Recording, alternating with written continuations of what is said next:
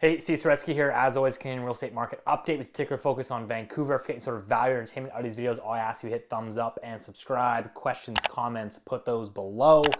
I got a lot of big things planned here on the content side for 2022. For those of you that haven't checked out yet, the Loonie Hour podcast, I highly encourage you to go do that on Spotify and Apple Podcasts. Curious if anyone has tuned in. I would love to hear your comments and feedback, pros, cons in the comment section below. But I wanted to touch on, obviously, the elephant in the room this week, as everyone's talking about in the media. U.S. CPI inflation coming in at 7%. It's the highest inflation print since 1982. So you've got a 40-year high in U.S. inflation.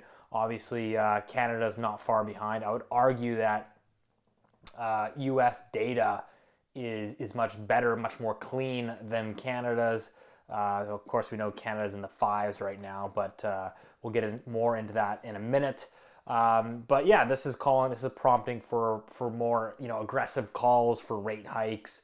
I think it was like Merrill Lynch or one of the big banks there in the U.S. was calling for 8 hikes from the U.S. Federal Reserve this year. Now, again, I mean, as we've talked about before, we've talked about it a lot on the Loonie Hour. You have to take all these calls from the Fed and these big banks. You have to take them all with a little bit of a grain of salt. At the end of the day, this is kind of what we call, moral suasion, trying to kind of, frame or nudge markets to do a certain thing. The reality is, I think, as everyone should be well aware, there is no part of the global economy that can, withstand 8 rate hikes in 1 year without triggering a significant sell-off in asset markets, which is the last thing central banks are going to do. And so, this is something that we're cautiously watching. I think there's no doubt everybody's well aware. Certainly, I've be the first to admit there are going to be rate hikes this year. But if we kind of look at where we're at, I mean, right now you've got U.S., the unemployment rate in the U.S., again, cleaner data than Canada, so Canada's not far behind, but let's focus on the U.S. for a second. So you've got U.S. Unemployment rate at 3.9%. If we go back in time, if we go back and say, okay, every time that the U.S. unemployment rate was at 3.9%, where were real interest rates, i.e., inflation, basically what you're doing is you're taking the Federal Reserve overnight interest rate and subtracting that from the rate of inflation to get you your real interest rate. And today we've got negative interest rates in the US at negative 6%. Again, this is a similar number for here in Canada. And so you could certainly make the argument that CPI inflation, again, is underreported. So let's call it, you're basically looking at a real negative interest rate of, let's call it negative 10%. And so in essence, we have this situation where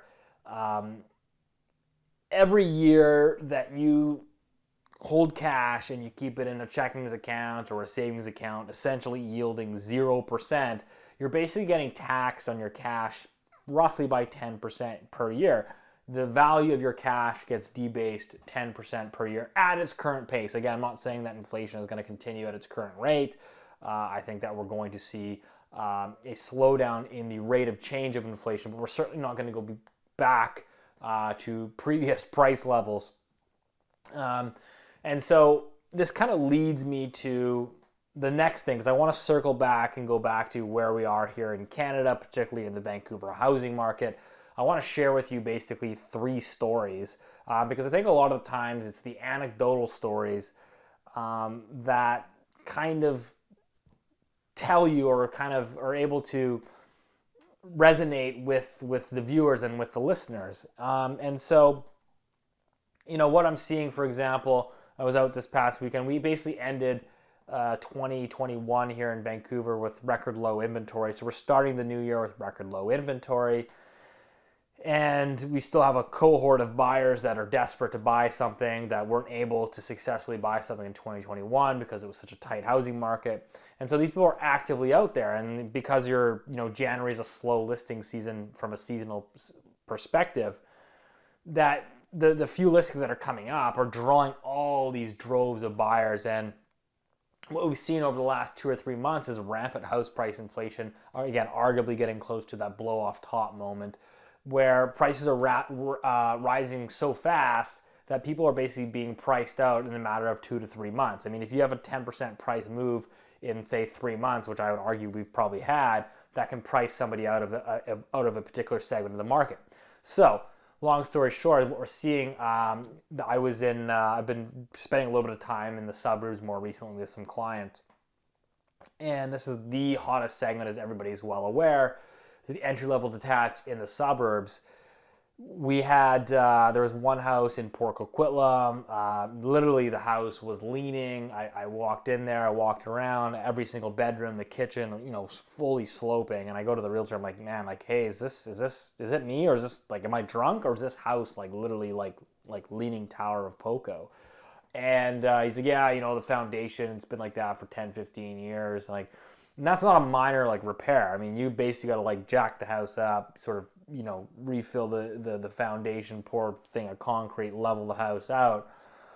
And this house still gets, 12 plus offers, goes $300,000 over ask, subject free, no inspection.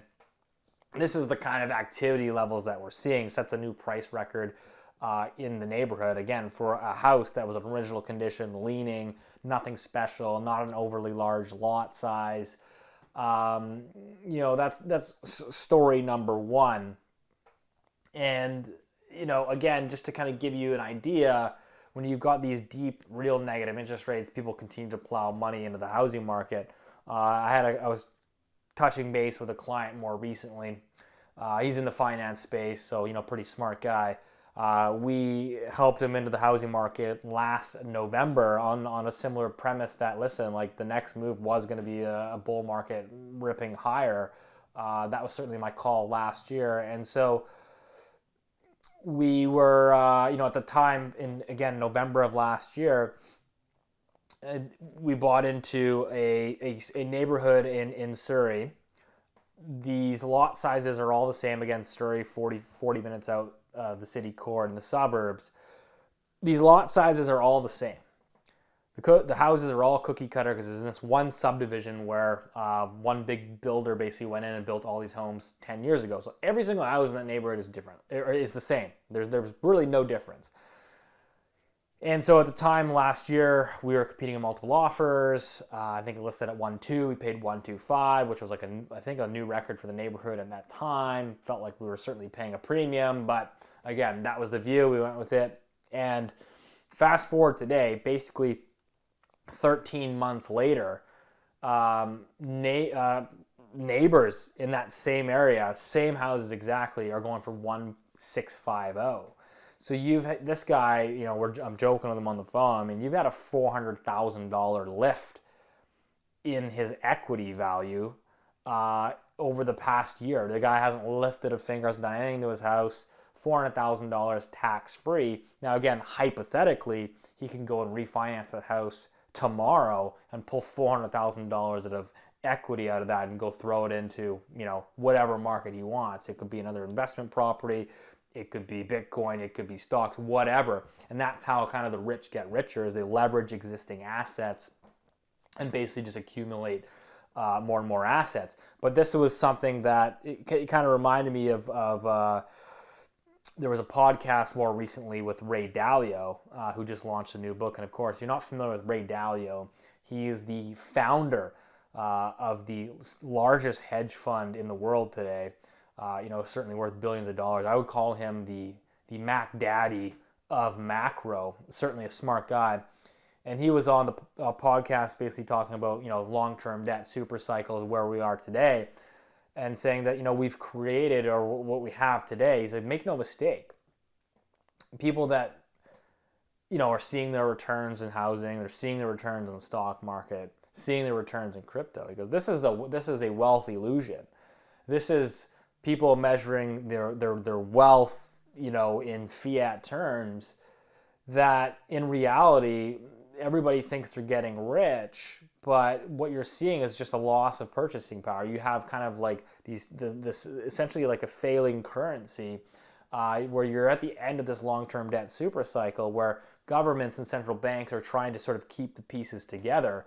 So no one's really getting richer. I mean, I think everyone's well aware. We're hearing all these stories of, all these boomers retiring early at 55, 56, 57, whatever, because they've seen their stock portfolio double in the last couple of years. They've seen their house prices go up by, $500,000 tax-free.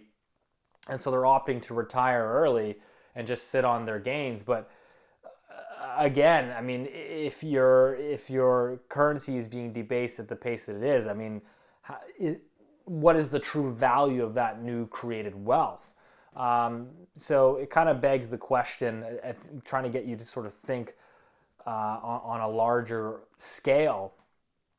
The other thing, again, to point out sort of my last story here, just to illuminate the extent of where we are at today, and certainly some of my concerns, is that if there's an area in the Vancouver suburbs, it's called North Delta. Again, some of you might be familiar with it, some of you might not. So it's 35 minutes outside of the city core. In North Delta, there's this neighborhood, there's a sub area called Annieville. And in Annieville, it's a very much a blue-collar, working-class neighborhood. There's a lot of what they call BC boxes. And so these are just traditional homes. They were built in the 1970s, two-story homes, again, shaped just like a rectangular box. And these houses, if you go back and look at the MLS, in January, February of 2020, so just like, a month or two before the pandemic, just pre-pandemic, on average, these houses were selling for about $900,000. Like, very minor upgrades, nothing special. Like the typical BC box in Annieville will go for $900,000. Just last week, there was a house that was listed for $1.5 million, which again is already a huge number. You go, well, those are going for 900. Now you're asking 1.5. This house sold for 1.750. Again, nothing really done to it. Nothing special. Not really anything for renovations or updates. Not a house that you would go show to your friends and brag about. This is a house that should have been $900,000 pre-pandemic, just went for 1.750. And so, again, if that isn't a sign of where things are at, and of course, this is now prompting, where am I going with this? This is all prompting. You were seeing in the news more recently this past week, in particular, all the big Canadian bank CEOs coming out and calling for the Bank of Canada to begin rate hikes and get moving. And what this basically is again, I have to put you in the chair of a CEO of a bank. They cannot. So if you're RBC CEO, you can't just say, hey, you know what? I don't really like the risk appetite of the housing market. We're going to pull back our lending. We're going to really tighten the screws. And then have your competitor, TD Bank, come in and absorb all your, your future clientele and while they keep lending.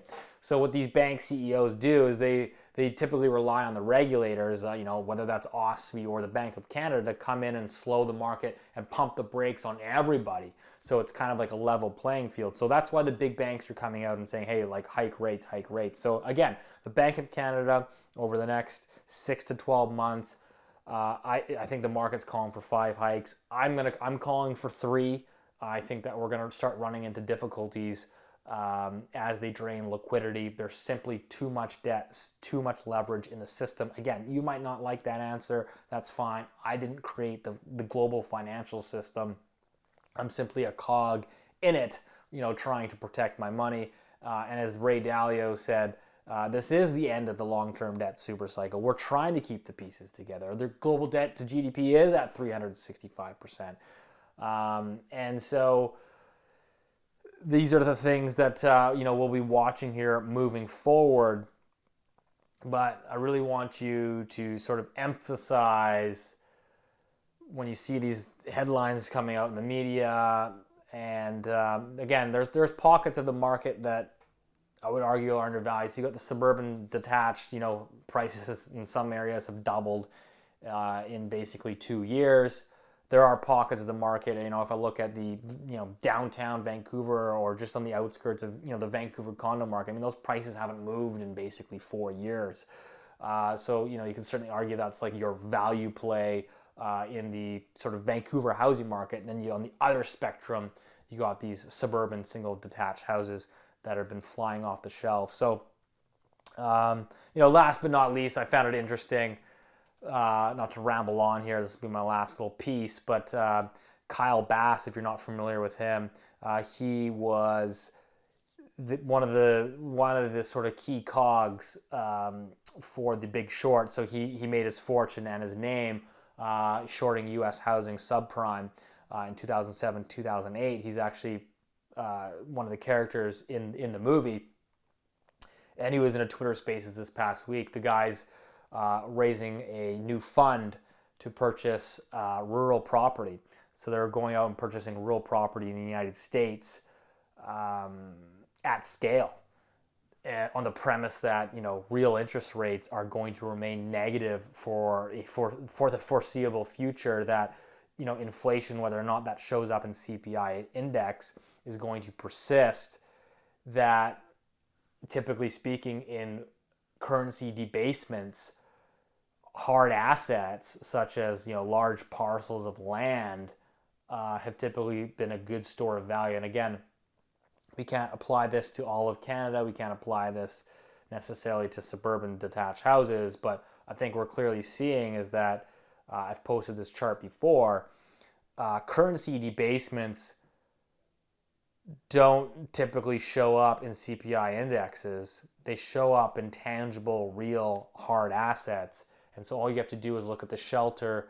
If all you have to do is look at asset prices along with the M2 money supply growth, and then look at the CPI index to see that the lower and middle class has been getting screwed basically for almost 2 decades here. Anyways, as always, that's all I got for this week. I appreciate your support. We'll see you next week.